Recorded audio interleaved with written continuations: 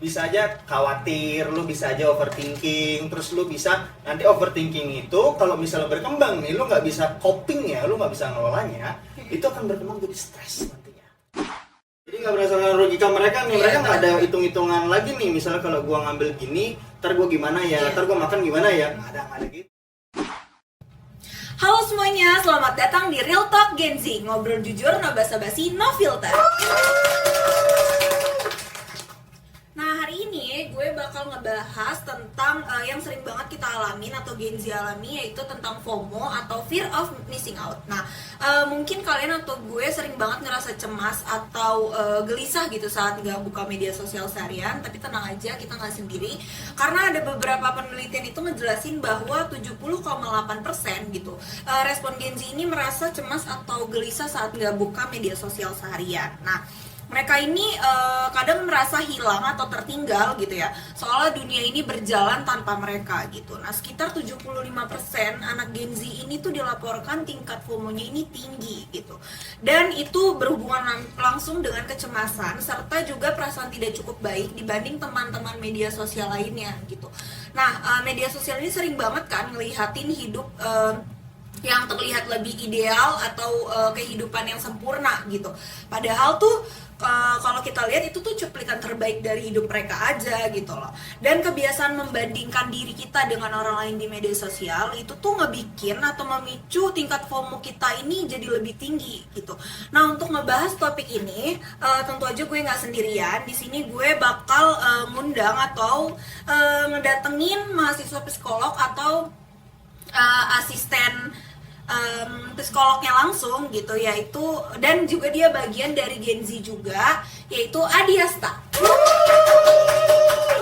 Nah, Adiasta ini yang bakal ngobrol bareng kita untuk ngebahas fenomena si FOMO ini gitu dan dampak ke kesehatan mental gitu ya, khususnya di kalangan Gen Z. Oke, sebelumnya halo, apa kabar? Baik. Nah, sebelum kita mulai, biar lebih nyaman lagi, biasanya dipanggil apa? Panggil gua Adi aja. Adi aja, Yeah. Oke, Adi. Sebelumnya senang banget bisa ngadirin lo di sini untuk ngebahas tentang fenomena FOMO ini gitu ya, yang banyak banget dialamin sama anak Gen Z tentunya ya gitu. Nah, sebelum ngebahas gitu, kira-kira gue mau nanya, lo tuh paham gak sih atau ikut juga gak sih dalam si FOMO ini tersendiri gitu? Oke. Sebelumnya gue mau bilang thank you dulu Ya. udah diundang ke podcast ini sama Kenya ya. Sama-sama. Oke. Jadi gue langsung aja ya. FOMO tadi bener banget yang dijelasin sama Kenya. Fear of missing out. Betul. Oke, depannya udah ada fear tuh. Iya. Artinya takut. Oke. Bener banget nih. Arti FOMO itu sendiri itu artinya ketinggalan, ketakutan akan tertinggal, diabaikan. Oke, Betul. merasa tidak punya peran, Oke. merasa tidak punya sangkut paut sosialnya seperti itu. Nah, untuk FOMO ini sendiri sebenarnya secara harfiah atau secara sederhana gue bisa bilangnya ya, Iya. itu tuh artinya adalah ketakutan kita akan ketinggalan sesuatu, Betul. terutama yang lagi tren, budaya ataupun informasi tertentu gitu di saat kejadian FOMO itu. Oke. Nah, tadi kita udah dengar juga penjelasannya. Nah, gue boleh nanya nggak sih, kira-kira lo sendiri itu pernah mengalami itu nggak sih, FOMO itu tersendiri gitu? Boleh dijelasin nggak? Pastinya pernah ya, Pernah ya, FOMO pasti. itu, terutama apalagi gue Gen Z kan. Iya, betul. Kita sama-sama Gen Z. Itu tuh sebenarnya banyak, cuman yang gue paling sering tuh ada di kampus. Oh, di Jadi kampus, kampus gue itu tuh ya adalah mungkin circle-circle tertentu dan gue juga masuk dalam circle itu. Oke. Dan di satu circle yang gue masukin ini tuh lo harus punya kayak barangnya itu gitu. Lo harus punya satu barang baru lo boleh join tuh. Baru lo boleh join. Nah, Oke. karena gue merasa nggak mau tertinggal, ya gue harus punya itu. Jadi gue akhirnya transaksional, gue beli barang itu buat gue akhirnya bisa diajak mereka, gitu lah ya. Berarti buat ada di dalam circle itu tuh lo harus memiliki something gitu Iya. lah ya.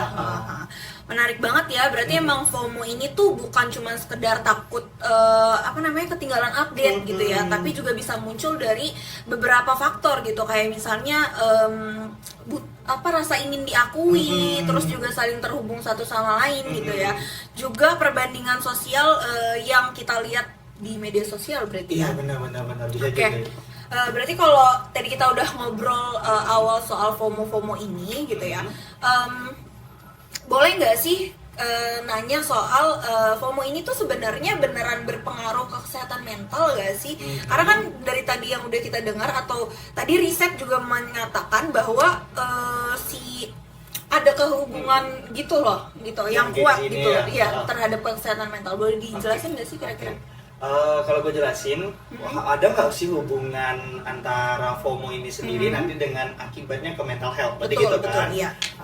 Jawaban gue sebagai mahasiswa psikolog dan juga mantan gue pernah juga jadi asisten psikolog juga. Iya. Itu jawabannya ada. Oh ada. Benar. Itu kenapa? Kenapa bisa mempengaruhi mental health gitu? Nah, jadi ketika lu gagal, misalnya lu FOMO nih akan sesuatu contohnya. Beli tiket konser gitu, gue kasih contoh ya, gue kasih contoh beli tiket konser dan lu nggak menang war tiket itu gitu contohnya. FOMO nih orang-orang nih pengen tiket konser si band X misalnya, dan lu nggak dapet tuh war tiketnya. Nah ketika lu nggak dapet itu berarti lu nggak bisa join ke komunitas mereka. Nggak bisa datang ke konser itu dong. Nah itu lu bakal overthinking di sana tuh. Lu bakal overthinking dan ya jujur efeknya ada banyak. Cuman tergantung beda orang beda efek ya. Nanti ya beda orang beda efek. Nah itu tuh bakal bisa mempengaruhi mental health ke depannya. Dari lu cuman overthinking, lu takut ketinggalan itu gitu. Berarti tuh emang bisa dibilang FOMO ini tuh nggak cuman takut ketinggalin informasi ya, tapi juga berpengaruh ke perasaan atau pikiran sehari-hari. Benar banget. Nah kalau kayak gitu, gue makin penasaran nih, efek apa sih yang biasanya muncul ketika seseorang ini tuh mengalami FOMO ini tersendiri gitu ya, atau berlebih gitu. Jadi terutama di kalangan Gen Z ya, yang intens banget ngegunain media sosial gitu. Efek yang akan muncul ke depannya. Yang pertama pastinya itu tuh nyerang pikiran. FOMO itu tuh nyerang pikiran banget nih.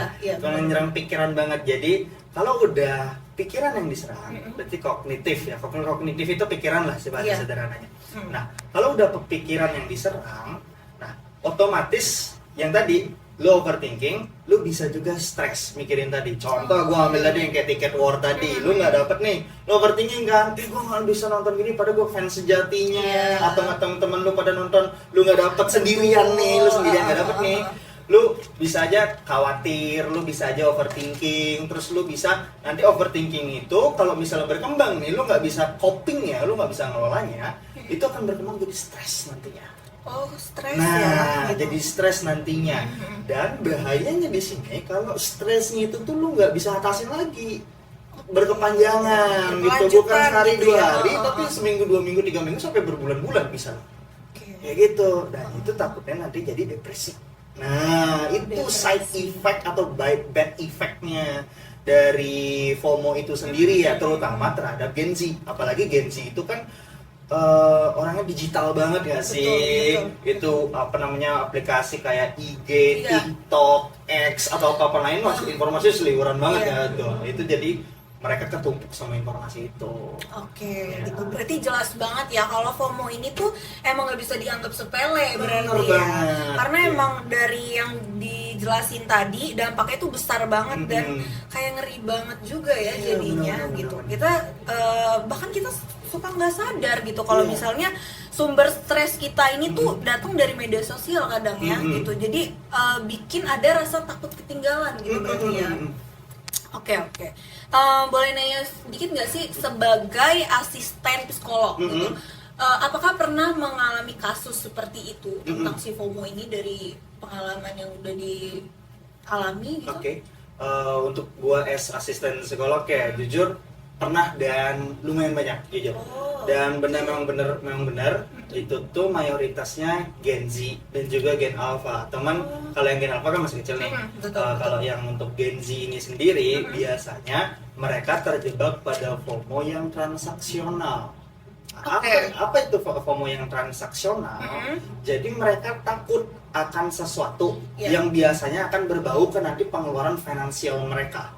Contohnya barang kayak handphone ataupun sekarang nih tumbler nih. Oh Nah, iya, tumbler tumbler. itu karena nggak punya Bener-bener. tumbler itu nggak bisa join the club loh, nggak Iya. bisa join. Betul. Apalagi merek-mereknya yang Stanley, ya Stanley itu kan. Popsicle gitu ya. Iya benar-benar. Iya. Itu kan yang sebenarnya harganya itu kan lumayan juga ya, dan nggak semua orang mampu untuk ngeluarin itu. Betul. Nah, Gen Z ini tuh nggak, kadang-kadang egonya tinggi. Betul. Gitu kalau orang Gen Z bilang sekarang mah NPD ya, Betul. gitu. Nggak mau kalah kan, nggak mau kalah. Jadi Butuh ya pengakuan ya. iya butuh pengakuan, validasi banget nih. Ini generasi validasi Iya, banget nih. betul, Gitu. betul. Nah, jadi mereka terkadang memaksakan. Mungkin menggunakan hutang ataupun maksa minta sama orang tua, kayak gitu kan ngeberatin ya. Iya. Nah, itu bahayanya FOMO dari segi finansial. Nah, yang bahayanya tuh yang ngutang itu tadi, Iya, cara sebenarnya. bayarnya gimana ya kan? Gaya hidup lo gaji lo 5 juta, gaya hidup 20 juta gimana cara bayarnya? Ya sih, Bener benar-benar juga, gitu. memaksakan ya. Iya. Gitu. Nah, boleh nanya nggak kira-kira apa menurut lo sendiri gitu? Kenapa Gen Z ini lebih rentan gitu ngalamin si FOMO ini Iya, si tersendiri FOMO ini dibanding sendiri, oke. generasi-generasi Iya. sebelumnya ya? Oke. Sebenarnya gampangnya kalau kita mau tahu sebabnya, kita harus tarik ke belakang nih. Tarik Iya ke sih. belakang. Oke. Tarik ke belakang, kita harus tahu dulu bahwa Gen Z ini itu adalah generasi digital. Oke. Nah, sebelum kita kan ada milenial nih, milenial. Nah, di sebelum milenial itu tuh mereka tuh awal-awal tuh masih belum kenal yang namanya internet. Oke. Nah, boomingnya internet itu zaman tahun 2000 kalau nggak salah. Itu tuh baru tahu yang namanya Google itu. Baru kita bisa nge-search informasi dari manapun, dimanapun, dan kapanpun. Betul. 24 jam kita bisa dapat informasi dari Google waktu itu. Nah, jadi Gen Z ini tuh udah dicekokin lah ibaratnya kalau orang bilang sekarang ya, dicekokin informasi yang too much gitu. Kalau Over orang ya? over, kalau orang dulu kekurangan informasi, ya kan kalau orang sekarang Gen Z nih over informasinya, overload gitu. Iya. Nah, itu yang ngebuat mereka jadinya ngambil tindakan impulsif atau ngambil tindakan itu yang tadi berdasarkan perasaan. Jadi nggak berdasarkan logika mereka nih, Iya, mereka nggak ada betul. hitung-hitungan lagi nih. Misalnya kalau gua ngambil gini, ntar gua gimana ya, Iya. ntar gua makan gimana ya, nggak ada gitu. Teman-teman gua beli gitu. Oke. Nah, sebelum penutupan gitu ya dari obrolan yang apa tadi kita udah sampaikan gitu, kalau FOMO ini tuh bisa berpengaruh seberapa besar sih ke kesehatan mental kita gitu ya? Kayak apa yang bisa bikin atau kita lakukan gitu supaya kita tuh tetap bisa terhubung sama media digital gitu ya, tapi tuh nggak terjebak atau kita terlalu apa ya? Bisa dibilang tuh FOMO kita dalam si FOMO ini dan kita tuh lebih mementingkan ke kesehatan mental kita gitu. Oke. Mungkin Bli bisa nggak sih atau Adi bisa nggak sih kalau misalnya ngasih tips sederhana gimana ya atau apa yang bisa kita terapkan sebagai Gen Z Oke, gitu. oke. Siap. Nah, kalau untuk ngindarin FOMO ini sendiri sebenarnya caranya tuh simpel banget. Oke. Oke, yang pertama, ketika lu dapat informasi, lakuin dulu yang namanya sharing dulu informasi itu. Oke, lu Filter gitu ya. difilter dulu. Lu dapat informasi jangan mentah-mentah doang. Temen-temen lu beli tumbler Stanley, dia anak orang kaya. Dan lu sedangkan lu Iya, ngekos gitu misalnya, lu makan aja sulit. Berarti Kaca disesuaikan dulu, iya ya. disesuaikan dulu. Nah, itu next berikutnya adalah lu mandang dulu diri lu siapa. Nah, kadang ini juga, ini bukan artinya kita ngebedain status sosial ya, tapi lu harus tahu lu tuh di mana, lu tuh ada di kondisi yang mana. Lu bisa ngikutin nggak nih? Iya. Kalau lu mah anak Konglo, anak 9 naga ya ikutin aja, nggak masalah kan? Iya sih, bener-bener. Tapi kalau lu bukan anak 9 naga, lu anak orang biasa-biasa aja, ya sabar dulu gitu. Mungkin nggak apa-apa sih sebenarnya kalau lu mau ngikutin FOMO itu, tapi asalkan itu nggak ngerugiin lo. Betul. Nah, kalau lu mampu, sekali lagi kalau lu mampu, nah itu, ini pentingnya sadar diri dulu. Sadar diri dulu ya, berarti Selain teman-teman. sharing apa filter informasi tadi, Betul. lu sadar diri dulu. Kalau lu nggak mampu jangan. Jadi nggak usah Gitu. memaksakan gitu loh ya. Benar banget, iya.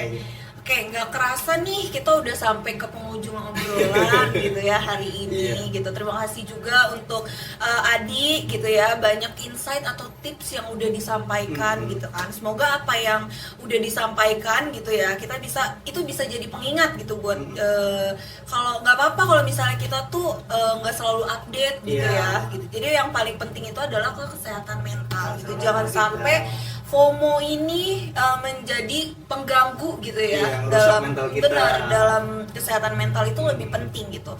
Nah, untuk teman-teman Gen Z di luar sana gitu ya, ingat ya, hidup itu nggak selalu harus sempurna gitu di media sosial gitu loh.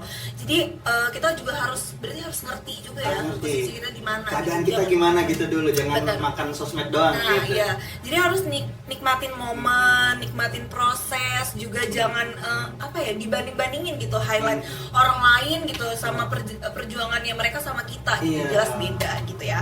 Terima kasih juga buat kalian yang udah nonton atau dengerin Real Talk Gen Z ini. Semoga apa yang udah kita sampaikan tadi atau disampaikan sama Adi ini bisa menjadi pengingat kita semua gitu ya. Jangan lupa untuk share episode ini dan juga follow juga supaya nggak ketinggalan obrolan-obrolan kita selanjutnya gitu. Sampai ketemu di episode sebelumnya. Sesudahnya.